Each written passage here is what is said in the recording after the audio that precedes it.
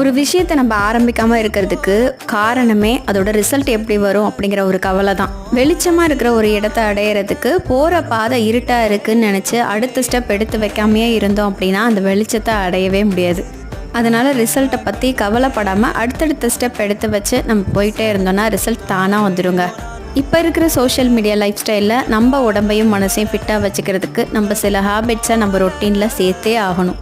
அப்போ தான் நமக்கு வரக்கூடிய தேவையில்லாத ஸ்ட்ரெஸ்ஸை நம்ம ஹேண்டில் பண்ண முடியும். லைஃப் சேஞ்சிங் ஹேபிட்ஸில் 2 ஹேபிட்டை நம்ம ஃபாலோ பண்ணிகிட்ருக்கோம்.